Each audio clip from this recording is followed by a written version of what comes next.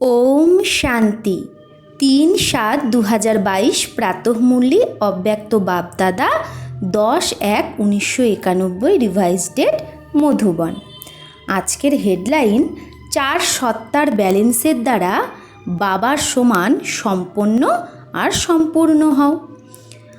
আজ সর্বশক্তিমান বাপদাদা নিজের সব বাচ্চার বিশেষ শক্তিকে দেখছে। আজকের বিশ্বে বিশেষ 3 শক্তি আছে। 1 হলো ধর্মসত্তা, 2 রাজ্যসত্তা, 3 বিজ্ঞানের সত্তা। কিন্তু তোমরা সব ব্রাহ্মণ আত্মার মধ্যে 4 সত্তা আছে। প্রথম 3টি সত্তা তো আছেই, তার সাথে চতুর্থ সত্তাও আছে। সেটা কি সত্তা? শ্রেষ্ঠ কর্মের সত্তা। আজকের বিশ্বে এই চতুর্থ সত্তারই ঘাটতি হয়ে গেছে, যাকে বলা হয় শ্রেষ্ঠ চরিত্রের সত্তা। এই 4 সত্তার দ্বারা তোমরা ব্রাহ্মণ আত্মারা নিজেদেরও এবং বিশ্বেরও কল্যাণ করছো। তোমরা স্পষ্টভাবেই জানো যে আমাদের মধ্যে এই 4 সত্তাই আছে। তোমাদের মধ্যে এই 4 সত্তাই আছে নাকি শুধু 1 সত্তা আছে, 1 ধর্মসত্তাই আছে? তো বাবা জিজ্ঞেস করছে তোমাদের মধ্যে 4 সত্তাই আছে নাকি শুধু 1 ধর্মসত্তাই আছে? ধর্মসত্তা অর্থাৎ কি? সদা শ্রেষ্ঠ সুখী সুন্দর জীবনযাপনের কলা। একেই ধর্ম অর্থাৎ ধারণা বলা হয়ে থাকে। আর রাজ্যসত্তাকে? রাজ্যসত্তা মানে নিজেকে এবং রাজ্যকে অর্থাৎ নিজের কর্মসাথীদের নিজের স্নেহ আর শক্তির ব্যালেন্সের দ্বারা দাতা হয়ে সর্বপ্রাপ্তি সন্তুষ্টতার অধিকার অনুভব করানো। রাজা অর্থাৎ দাতা, প্রত্যেকের দ্বারা সন্তুষ্টতার বাহ্য। তাহলে রাজা কে হতে পারবে? যে দাতা হবে, আর সে সবার দ্বারা সন্তুষ্টতার বাহ পাবে। এটাই যথার্থ রাজ্যসত্তা। সুতরাং রাজ্যসত্তা অর্থাৎ নিজেকে চালনা করার এবং অন্যকে চালিত করার কলা। তাহলে রাজ্যসত্তা মানে কি বলো? নিজেকেও যে চালাতে পারবে, আবার অন্যকেও যে ভালোভাবে চালাতে পারবে। বিজ্ঞানের সত্তা অর্থাৎ কি? বিজ্ঞান দ্বারা অথবা বিজ্ঞানের সাধনের দ্বারা প্রত্যক্ষ ফলের অনুভূতি করানোর কলা। শ্রেষ্ঠ কর্মের সত্তা অর্থাৎ কর্মের বর্তমান ফল খুশি আর শক্তি অনুভব করা। তো শ্রেষ্ঠ কর্মের সত্তা মানে কি? কর্মের যে বর্তমান ফল খুশি আর শক্তির অনুভব করা, আর তার সাথে সাথে ভবিষ্যতের ফল জমা হচ্ছে তার অনুভূতি হওয়া। একে বলে কর্মের খাজানার সম্পন্নতার নেশার কলা। এখন ভেবে দেখো, এই 4 কলা তোমাদের জীবনে আছে? বাবা জিজ্ঞেস করছে। সব থেকে বড় খাজানা শ্রেষ্ঠ কর্মের খাজানা। যদি শ্রেষ্ঠ কর্মের খাজানা জীবনে না থাকে, তবে মানব জীবন অমূল্য জীবন হয় না, বরং পশুর মতো জীবন হয়ে যায়। তোমরা সবাই কোনো অথরিটির সাথে বিশ্বের সামনে চ্যালেঞ্জ করো। জীবনযাপন কিভাবে করতে হয় শিখতে হলে এখানে এসে শেখো। তো কোন অথরিটির সাথে আমরা বলি যে জীবনযাপন যদি করতে হয়, জীবন জিনে কি কলা, তাহলে আমাদের ব্রহ্মাকুমারীতে এসে শেখো। তো এই চ্যালেঞ্জ তোমরা করো তো না? বাবা বলছে রাজনেতাই হোক বা বৈজ্ঞানিক নেতাই হোক, মানে রাজনীতির নেতাই হোক বা বিজ্ঞানী হোক অথবা ধর্মীয় নেতা, সবার সামনে তোমরা রুহানি গর্বের সাথে বলো নিশ্চিন্ত বাদশাহ হয়ে দেখো। আমরা সবাইকে কি বলি? বেফিকার বাদশাহ হয়ে দেখো। তোমরা বাদশাহ তো না, জীবনে যথার্থ আনন্দ অনুভব করছো, তাই না? তা আমরা জীবনে যথার্থ আনন্দ অনুভব করছি না? সব থেকে বড় খাজানা কার কাছে আছে? আমাদের কাছে আছে। বাচ্চারা বলছে আমাদের কাছে আছে। অথরিটির সাথে বলো তো না, কেননা দুনিয়ায় 3 সত্তা আছে আর তোমাদের কাছে 4টে সত্তা আছে। আর 4টে সত্তার ব্যালেন্স এটাই। কি ব্যালেন্স? যে বাবার সমান সম্পন্ন আর সম্পূর্ণ হওয়া স্থিতি। তো বাবা জিজ্ঞেস করছে তপস্যা বর্ষে কি করবে? এই 4 সত্তার চেক করো। 4 সত্তার আধারেই একরস স্থিতির আসন সদা অটল অনড় থাকে। তাহলে 4 সত্তার আধারেই আমাদের স্থিতির আসন অটল অনড় থাকে। তপস্যা সদা আসনে বসে করতে হয়। সুতরাং এই 4 সত্তারূপী 4 পা একরস স্থিতির আসনকে মজবুত করবে। তাহলে 4 সত্তা হলো আমাদের 4 পা। তাহলে 4 সত্তা যদি মজবুত থাকে তাহলে আমাদের একরস স্থিতিও মজবুত হবে। সবসময় নিশ্চিন্ত বাদশাহের অনুভব করাবে, অর্থাৎ বেফিকার বাদশাহ, কোনো চিন্তা নেই এরকম অনুভব করাবে। বাদশাহ অর্থাৎ অধিকারী, আর প্রজা অর্থাৎ যাকে অধীনস্থ হতে হয়। তোমরা তো নিশ্চিন্ত বাদশাহ অর্থাৎ বেফিকার বাদশাহ, নিশ্চিন্ত প্রজা না, তোমরা নিশ্চিন্ত রাজা বাদশাহ, রাজযোগী, তোমরা প্রজাযোগী না। এমন নিশ্চিন্ত বাদশাহীর লক্ষণ কি হবে? তো নিশ্চিন্ত বাদশাহী অর্থাৎ বেফিকার বাদশাহীর লক্ষণ কি? যত অধিকারী ততই অন্যদের তারা আদর করবে। তো যে যত অধিকারী হবে সে তত অন্যকে রিগার্ডও করবে। তারা শুধু অধিকারী না, তাদের অতিথি সৎকারের দ্বারাই তাদের অধিকারিত্বের পরখ হয়। যে আমি অধিকারী হয়ে গেলাম, আমি রাজা হয়ে গেলাম, কাউকে পরোয়া করব না তা না। অন্যকে যে যত কি করে, অন্যকে যে যত আদর সমাদর করে তার দ্বারাই তার অধিকারিত্বের পরখ করা হয়। তোমরা শুনেছ তো না যে যোগ্য রাজার লক্ষণ হলো যে সবার থেকে সন্তুষ্টতারূপী পুষ্পের বর্ষণ হয়। তো যোগ্য রাজা সেই যে যাকে সবাই সন্তুষ্টতার ফুল বর্ষণ করবে। বাহ বাহ গীত হয়। তো এমন রাজ্যসত্তা প্রাপ্ত করেছো তোমরা। প্রথমে নিজের কাছের কর্মসাথী, তো বাবা বলছে প্রথমে চেক করো নিজের যে কাছের কর্মসাথীকে, এই যে আমার কর্মেন্দ্রিয়, চেক করো যে আমি আত্মা রাজার স্নেহ আর শক্তি অর্থাৎ লাভ আর ল দুই সদা অর্ডারে চলে। আত্মার অর্ডারে স্নেহ আর শক্তি চলে নাকি কখনো কখনো। তো বাধ্যকতায় তোমরা এগোচ্ছ নাকি ভালোবাসার সাথে চলছো, মজবুরির দ্বারা এগোচ্ছ নাকি ভালোবাসার সাথে চলছো, উপর করছো নাকি হৃদয় দিয়ে করছো। এইভাবেই সারাদিনের দিনচর্চায় নিজের কর্মের পরিজনদের, বাবা বলছে কর্মেন্দ্রিয়দের, যারা আমাদের কর্মসাথী, আত্মার কর্ম করার সাথীকে কর্মেন্দ্রিয়, তাদের দেখো। সেই সাথে তোমাদের সম্পর্কে যারা আসে সেই আত্মাদের দেখো যে আমি রাজ্য অধিকারী আত্মা দ্বারা কত সংখ্যক আর কত পার্সেন্টেজে আত্মারা সন্তুষ্ট আর প্রসন্ন থাকে। তো আমার দ্বারা কতটা আত্মার সন্তুষ্ট থাকে সেটা দেখো। এটাই রাজ্যসত্তার যথার্থ অনুভূতি, যে আমি নিজেকে যত ভালোভাবে রাজত্ব করতে পারবো নিজের কর্মেন্দ্রিয়ের ওপর, তত আমি অন্যের থেকে সন্তুষ্টতার বর্ষা পাবো। তাহলেই বুঝতে পারবো যে আমার রাজ্যসত্তা কতটা অচল অডল আছে। তো বিজ্ঞানের সত্তার চেকিং কিভাবে করবে? এবার বিজ্ঞানের সত্তার চেকিং কিভাবে করব? বাবা বলছে এই হদের দুনিয়ায় বিজ্ঞান সীমিত স্থূল সাধন দ্বারা সুখ আর আরামের অনুভূতি করায়। তোমাদের বিজ্ঞান হলো যোগ শক্তি। যোগ হলো সব থেকে বড় বিজ্ঞান, যেখানে সাধন আর এখানে সাধনা। তো বাবা বলছে দুনিয়ায় তো বিজ্ঞান সাধন, আর আমাদের বিজ্ঞান কি? সাধনা। আত্মাকে মন আর বুদ্ধির সাধনা দ্বারা কত দূর নিয়ে যেতে পারো।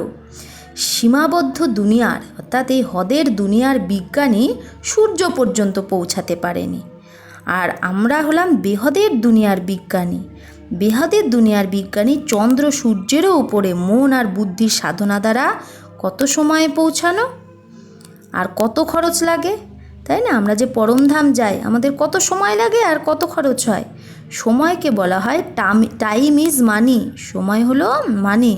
স্থূল মানি তো ব্যয় হয় না, আবার টাইমের মানিও লাগে না। তাহলে আমাদের পরমধাম যেতে স্থূল মানিও লাগে না, এমনি টাকাও লাগে না, আবার সময়ও লাগে না। তাহলে কত বড় বিজ্ঞান আমাদের। তো ওরা তো এয়ার কন্ডিশনের দ্বারা সুখ দেয়, আরাম দেয়, আর তোমরা সাধনা দ্বারা যখন চাও তখনই শীতল স্থিতির অনুভব করো। যখন আমরা চাই তখনই শীতল স্থিতির অনুভব করি। যখন চাও তখনই জ্বালা রূপের, শক্তি রূপের অনুভব করতে পারো। আর হদের পরিসরের যে বিজ্ঞান তা তো অল্প সময়ের জন্য আরাম দেয়, সেই অল্প সময়ের জন্য আরাম দেওয়ার নিমিত্ত হয়, কিন্তু তোমরা তো সদা আরামে থাকো, তাই না? আমরা সদা আরামে, আমরা দিলারাম বাবাকে পেয়েছি, তাই আমাদের মন সদা আরামে থাকে। মানসিক শান্তিতে ঘুমাও তোমরা, শান্তিতে ওঠো আর শান্তিতে সব কার্য করো। অশান্ত কি হও তোমরা? যখন আসন থেকে নেমে যাও তখন অশান্ত হও। যখন আমরা সমানে সিট থেকে নেমে যাই তখনই অশান্ত হই, না হলে অশান্তর লেশমাত্র নেই। বিজ্ঞান আর কি করে? মনোরঞ্জনের উপকরণ অর্থাৎ মনোরঞ্জনের যে সাধন তার যোগান দেয়। যেমনই হোক, তোমাদের মন কখনো দুঃখী হয় না, যাতে তোমাদের এই হদের দুনিয়ার মনোরঞ্জনের দরকার হয়। তো আমাদের মন কখনো দুঃখী হয় না, তাই আমাদের এই হদের মনোরঞ্জনের দরকার নেই। কারণ মন তখনই দুঃখী হয় যখন তুমি মনের দাস হয়ে যাও। তো বাবা জিজ্ঞেস করছে, তোমরা কি দাস হও? নাকি কখনো কখনো 63 জন্মের সংস্কারও চলে আসে? এখন বাদশাহ হয়ে গেছো না? না তোমরা দাস হও, না তোমরা দুঃখী হও। দাস না হলে কর্মেন্দ্রিয়ের দাস যে হবে না, সে দুঃখীও হবে না। সেই জন্য মন তোমাদের সদা সুখে থাকে। যখন একান্তে থাকো তখনও তোমরা সুখেই থাকো, সুখের অনুভব করো। সংগঠনে থাকলেও আনন্দে থাকো। সদা আনন্দ উৎসাহ দাতা মালিক বাবার সাথে তোমরা থাকো। নাকি কখনো কখনো মান করে থাকো? মান করো না, মান অভিমান হয় না, ওটা করো না। মন কিংবা মুখ ফিরিয়ে নিও না। এমন চেক করো যে বিজ্ঞানের সত্তা তোমাদের সাথে কতটা অবিনাশী থাকে, তা অল টাইম কতটা আমার বিজ্ঞানের সত্তা আমার মধ্যে থাকে। এইরকমভাবে হলো এবার ধর্মসত্তা। তো ধর্মসত্তা বাবা কি বলছে? ধর্ম অর্থাৎ শ্রেষ্ঠ জীবনযাপনের কলা। এই ধারণাই ধর্ম। তোমরা তো সবাই ধর্ম আত্মাও, আবার শ্রেষ্ঠ কর্ম আত্মাও। তাই এটা চেক করো যে তোমরা ব্রাহ্মণ জীবনযাপন করছো। ব্রাহ্মণ জীবন অর্থাৎ সদা নির্বিকল্প, নির্বিঘ্ন, নির্বিকারী, নির্বিকর্মী, সাকারে থেকেও সদা নিরাকারী। তাহলে নির্বিকল্প, কোনো রকমের বিকল্প নেই, নির্বিঘ্ন, সদা নির্বিঘ্ন, নির্বিকর্মী, কোনো বিকর্ম হবে না, সাকারে থেকেও সদা নিরাকারী। একে বলা হয় জীবনযাপনের কলা, যেখানে হদের দুনিয়ার কোনো ইচ্ছা থাকে না। তো ব্রাহ্মণ জীবনে হদের দুনিয়ার কোনো ইচ্ছাই থাকে না, কোনো অপ্রাপ্তি থাকে না। সদা তোমরা এই গীত গাইতে থাকো, যা পাওয়ার ছিল তা পেয়ে গেছি, পানা থা সো পা লিয়া। একেই বলা হয় ধর্মসত্তা। এবার ভাবো, 4 সত্তাই কি তোমাদের আছে? 4 পা একরস থাকে, নাকি একটা ছোট একটা বড়? 4 পা যখন একরস হবে তখনই অটল হবে, না হলে চঞ্চলতা হবে। তাই শুনেছ বাবা কি দেখছে? প্রত্যেক বাচ্চার মধ্যে 4 সত্তা কতটা জমা হয়েছে। খুশিতে জীবনযাপন করছো তো না? যদি মজবুরিতে অর্থাৎ বাধ্যবাধকতায় বেঁচে থাকো, চলতে হবে বলে চলছো, তাকে বেঁচে থাকা বলে না। যদি কখনো মৃত আবার কখনো জীবিত, কখনো শ্বাসরুদ্ধ হচ্ছে, কখনো শিথিল, তো কখনো দ্রুত হয়ে যাচ্ছ, তাহলে তো বেঁচে থাকা না, তাই না? যদি অবস্থা বারবার ডগমগ হয় তাহলে ওটাকে বেঁচে থাকা বলে না। আচ্ছা, তো কোনো এক বোনের কিছু সমস্যা হয়েছে, তো বাবা তাকে বলছে সেকেন্ডে কিভাবে ফুল স্টপ লাগাতে হয় জানো তোমরা, নাকি টাইম লাগে? যা অতীত হয়েছে অর্থাৎ যা পাস্ট হয়ে গেছে তা পাস্ট, ফুল স্টপ দাও। এটাই বিজ্ঞান, এটাই ল, এটাই সায়েন্স। বিজ্ঞানও জিনিসকে নিশ্চিহ্ন করে দেয় তো না? তো বিজ্ঞান কী করে দেয়? জিনিসকে একদম নিশ্চিহ্ন করে দেয়। তো বেহদের বিজ্ঞানের সত্তা দ্বারাও সেকেন্ডে বিন্দু লাগাও অর্থাৎ ফুল স্টপ লাগাও। এই জন্যই তপস্যা করার গোল্ডেন চান্স বাবা দিয়েছে, যে সেকেন্ডে যেন আমরা ফুল স্টপ লাগাতে পারি। তাই বাবা তপস্যা করার গোল্ডেন চান্স দিয়েছে তোমাদের। কারণ ফাইনাল পেপারে 4 দিকে প্রকৃতির 5 তত্ত্ব আর 5 বিকার সব কিছু মিলিয়ে উথাল পাথাল করার চেষ্টা করবে। অত্যন্ত অস্থিরতার মধ্যে সেকেন্ডে যারা অটল থাকবে, অতি অস্থিরতা হবে কিন্তু তার মধ্যেও সেকেন্ডে যারা অটল থাকবে তারাই পাস উইথ অনার হবে। এরকম ভেবো না যে লাস্টে একান্তে বসে পেপার দেবে। তো বাবা বলছে এরকম ভেবো না যে লাস্টে একান্তে বসে আমি পেপার দেব না, অতি অস্থিরতায় সম্পূর্ণভাবে অটল থাকবে, এটাই পেপার। তো কীরকম পেপার আসবে? অত্যন্ত অস্থিরতা, হলচল আসবে। তার মধ্যে, হলচলের মধ্যে যা স্থিতি সম্পূর্ণ অটল থাকবে সেটাই হলো লাস্ট পেপার। এই কোয়েশ্চেন আসবে, সেই জন্য এখন থেকেই অভ্যাস করো, এখন থেকে হলচলে এসো না, সেকেন্ডে ফুল স্টপ লাগাও। বাইরের অস্থিরতা যেন মনের, যে বাইরের যে হলচল হয় সেটা যেন মনের হলচলের কারণ না হয়। বাইরের হলচল হচ্ছে তুমি মন বুদ্ধি দিয়ে স্থির একাগ্র করো, বাইরের হলচল বাইরেই সমাপ্ত হয়ে যাবে। তো একেই বলা হয় বিজয়ী রত্ন, যে বাইরের হলচল মনের মধ্যে প্রভাব বিস্তার করবে না, একেই বলা হয় বিজয়ী রত্ন। তো আচ্ছা, বাবা বলছে চারদিকে ধর্ম আত্মাদের, যাদের শ্রেষ্ঠ ধর্মসত্তা আছে, বেহদের বিজ্ঞান সত্তা থাকা সাধনা স্বরূপ আত্মাদের, রাজ্য সত্তা থাকা স্বরাজ্য অধিকারী আত্মাদের, শ্রেষ্ঠ কর্মসত্তার কর্মযোগী আত্মাদের, বাপ দাদার, তোমাদের নিশ্চিন্ত বাদশাহ বানানো বাবার याद प्यार और नमस्ते। तो আমরা কি বলবো? हम रूहानी बच्चों की रूहानी माता पिता बाप दादा को याद प्यार, गुड मॉर्निंग और नमस्ते नमस्ते नमस्ते। शुक्रिया बाबा, आपको लाख लाख शुक्रिया। তো আচ্ছা, আজ টিচার্সও ত্যাগ করেছে। তো সব টিচার পিছনে বসেছিল, তাই বলছে বাবা ত্যাগ করেছে তারা সিটের। তাই ত্যাগের ভাগ্যস্বরূপ বিশেষ ইয়াদ পেয়ার স্বীকার করো। বাবা তাদের বিশেষ ইয়াদ পেয়ার দিচ্ছে। টিচারদের কাজই হলো অন্যদের সামনে এগোনো। ভালো করেছো যে তোমরা সেটা প্র্যাকটিক্যাল কর্ম করে দেখিয়েছো, ওই যে পেছনে বসেছে সিটে, এর জন্য মুবারক মানে অভিনন্দন। আচ্ছা, ডবল বিদেশিদের থেকেও অনেক বাবার কাছে চিঠি আর কার্ড এসেছে, সেই সঙ্গে যারা এই দেশে তাদের থেকেও অনেক অনেক কার্ড আর চিঠি এসেছে। কার্ড কোথায় রাখা হয়েছে? বাবা বলছে হৃদয়ের কৌটায়, হৃদয়ের দিব্যি, দিলরূপী দিব্যিতে একদম সাবধানে রেখে দেওয়া আছে। যারাই নতুন বছরের, এটা মানে নতুন বছরের বাবা মিলন ছিল, তো নতুন বছরের বিশেষ যারা ইয়াদ পেয়ার পাঠিয়েছো তাদের সমেত সব বাচ্চাকে নতুন বছরে সব সময় নতুনত্বের জন্য বাবা মোবারক দিচ্ছে।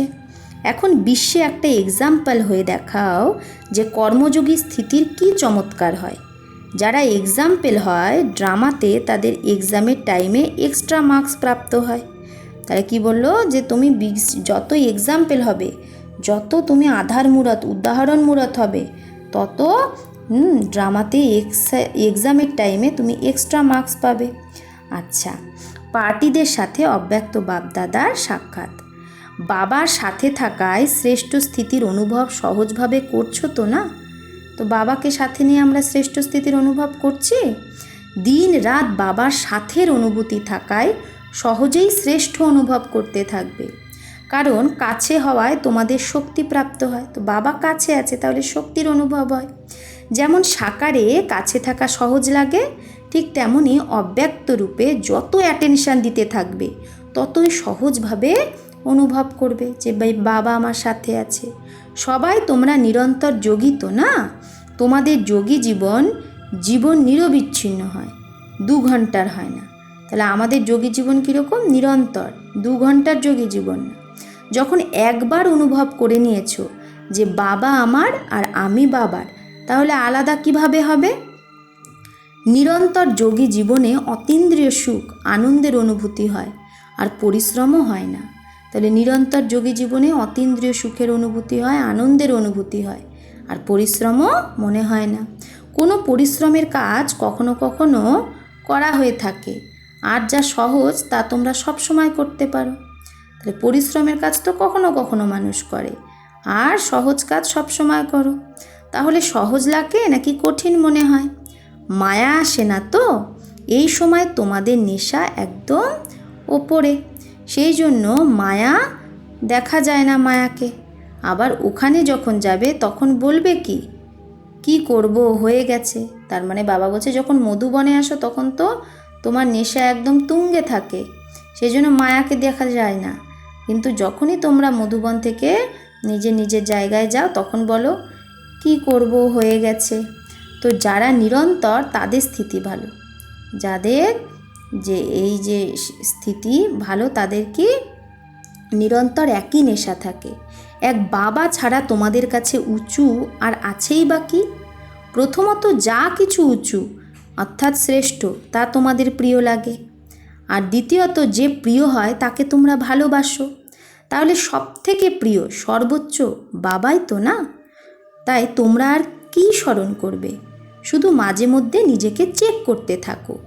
পার্সেন্টেজ সামান্যও যদি কম হয় তাহলে সেটা বাড়িয়ে দেওয়া উচিত।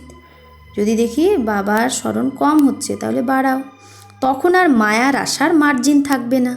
কিন্তু কি হয়, চলতে চলতে সাধারণ স্থিতি হয়ে যায়। আর ভাবো যে স্মরণ তো আছেই, ইয়াদ তো আছেই, বাবাকে তো ভুলিনি, কিন্তু সাধারণ হতে হতে তোমরা একদম বিস্মৃতির দিকে চলে যাও, অর্থাৎ বাবাকে ভুলতে থাকো। সেই জন্য তোমাদের স্থিতি কখনো সাধারণ হতে দিও না।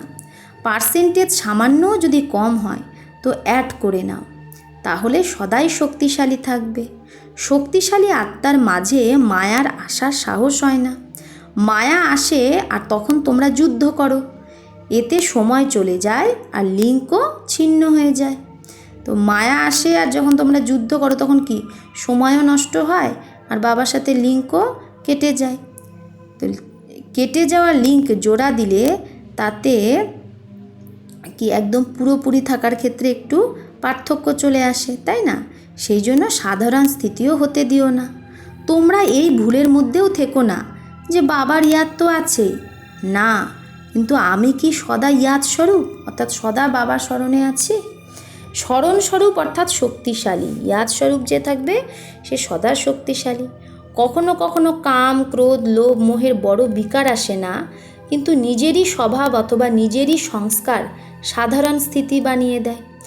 কাম ক্রোধের হয়তো বিকার আসছে না, বড় বিকার, কিন্তু নিজের স্বভাবই সাধারণ স্থিতি বানিয়ে দেয়। তো অসতর্কতার রূপে এই মায়া আসে। হ্যাঁ, যদি আমরা ধ্যান না দিই তাহলে মায়া আসে।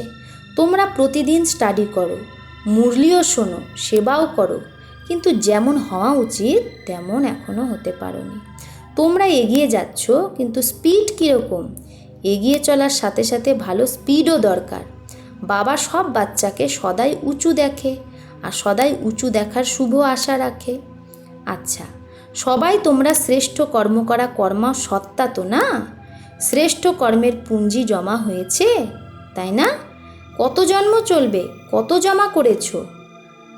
পুরো কল্প চলবে নাকি 21 জন্ম চলবে? আধা কল্পের পরেও পূজন হবে তো? তুমি এমন জমা করেছো শ্রেষ্ঠ কর্মের পুঁজি যে সত্যত্রেতার পর দাপরে তোমার পূজা হবে তো? পূজ্য তখনই হও যখন শ্রেষ্ঠ কর্মের খাজানা জমা করো। তো শ্রেষ্ঠ কর্মের খাজানা জমা করলেই তো আমরা পূজ্য হতে পারবো। লাস্ট জন্মও দেখো কত ভালো, ভিখারি তো হওনি, ডাল রুটি তো আছে। সুতরাং লাস্ট জন্ম যখন ভালো তখন অন্যান্য জন্ম অতি দুঃখের হবে না। তো লাস্ট জন্ম ভালো মানে কি? তার মানে আমার আগের জন্মগুলো আরও ভালো ছিল। এটা তো সুখের পরিপ্রেক্ষিতে তোমরা দুঃখ বোধ করো। তো এখন যে আমরা দুঃখ বোধ যদি করি লাস্ট জন্মে, সেটা হলো আমরা এত সুখ পেয়েছি সেটার তুলনায় আমরা কি মনে হয় আমরা দুঃখী। তা না হলে এমন দুঃখী হও না যে তোমাদের মানে গরিব হয়ে ফকির হয়ে রুটি ভিক্ষা করতে হবে, এরকম কখনোই আমাদের হয় না যে আমাদের রুটি ভিক্ষা করতে হবে। দুনিয়ার হিসেবে তোমরা অতি দুঃখে হবে না। বাবা বলছে তোমরা কখনোই ড্রামা এটা নেই যে তোমরা অতি দুঃখী হবে, নেই। সত্যযুগের তুলনায় তোমাদের দুঃখ থাকে, সত্যযুগের সাথে যদি কম্পেয়ার করি তাহলে নিজেকে দুঃখী মনে হবে, কিন্তু আমরা অতি দুঃখী কখনোই হব না যে আমরা খাবার পাবো না, ভিক্ষা করতে হবে না। তো বাবা বলছে টিচারদেরও সেবার লটারি প্রাপ্তির লাক আছে। লটারি তো সবারই প্রাপ্ত হয়, কিন্তু এদের সেবার বিশেষ লটারি প্রাপ্ত হয়েছে। তোমরাও টিচারদের দেখে খুশি হও তো না? নাকি তোমাদের মনে হয় টিচার্স কেন সামনে? যারা অন্যদের সামনে রাখে তারা আপনা থেকেই সামনে হয়ে যায়। তো অন্যদের যারা সামনে রাখে তারা নিজে থেকেই সামনে হয়ে যায়। যারা অন্যদের রিগার্ড দেয় তারা অবশ্যই রিগার্ড প্রাপ্ত করে। এ এক অনাদি নিয়ম, এটা অনাদি ল। দেওয়া অর্থাৎ নেওয়া। দেওয়া মানে কি? নেওয়া। অন্যকে রিগার্ড দেওয়া মানে রিগার্ড নেওয়া, আর নেওয়া অর্থাৎ খোয়ানো। আর যদি আমি অন্যকে রিগার্ড দিচ্ছি না কিন্তু রিগার্ড নেওয়ার চেষ্টা করছি, তাহলে আমি নিজের রিগার্ডই, নিজের সম্মান নিজেই নষ্ট করছি। যখন কেউ নেওয়ার চেষ্টা করে আর ভাবে আমারও রিগার্ড পাওয়া উচিত, আমাকে কেন রিগার্ড দেয় না, সুতরাং নেওয়ার পিছনে ঘুরে বেড়ানো মানেই খোয়ানো, আর দেওয়া অর্থাৎ নেওয়া। যে নেওয়ার পিছনে ছুটছে তার মানে সে খুইয়ে দিচ্ছে, আর যে অন্যকে রিগার্ড দিচ্ছে তার সে নিচ্ছে। তো তোমরা দেওয়ার মালিক দাতার বাচ্চা, নাকি তোমরা লেপ্তা অর্থাৎ গ্রহিতা? দেবতা মানে যারা দেয়, এটা ভালো, বাবাও খুশি, বাচ্চারাও খুশি। তাহলে আর কি বাকি থাকলো? টিচাররা সব থেকে বেশি খুশি, কারণ তারা স্টুডেন্টদের যখন দেখে তারা খুশি হয়। আচ্ছা, বরদান। আত্মিক বৃত্তি আর আত্মিক দৃষ্টির দ্বারা দুঃখের লেশ মাত্র সমাপ্ত করে সদা সুখদায়ী ভব। ব্রাহ্মণদের সংসার অভিনব আর অনুপম, তো তাদের দৃষ্টিবৃত্তি সব নিরালা, অনুপম। যারা চলতে ফিরতে আত্মিক দৃষ্টি আত্মিক বৃত্তিতে থাকে তাদের কাছে দুঃখের লেশ মাত্র থাকতে পারে না। তো চলতে ফিরতে আত্মিক দৃষ্টি আর আত্মিক বৃত্তিতে থাকলে দুঃখের লেশ মাত্র হয় না, কারণ দুঃখ হয় শরীরবোধ থেকে, দেহভান থেকে। যদি দেহভানকেই ভুলে যায়, শরীরের বোধকেই ভুলে যায়, আত্মিক স্বরূপে থাকো, তাহলে সদাই সুখী সুখ। তোমাদের সুখময় জীবন সুখদায়ী হয়ে যায়। তারা সদা সুখের শয্যায় শোয় আর সুখ স্বরূপ থাকে। তো সুখময় জীবন আমাদের সুখদায়ী হয়ে যায়, আর তারা কি করে? সদা সুখের শয্যায় শুয়ে থাকে আর সুখ স্বরূপ থাকে। স্লোগান: নিজেকে দেখো আর নিজের যা খামতি আছে, যা কমি আছে তাকে ভরো, তবেই ভগবানের অর্থাৎ ক্ষুধার ভালোবাসা পাবে। যত নিজেকে দেখবো আর নিজের কমি যেটা আছে তাকে ভরবো, সেই কমিকে বের করে বিশেষতায় নিজেকে ভরবো, তত ভগবানের অর্থাৎ ক্ষুধার ভালোবাসা পাবো। ওম শান্তি।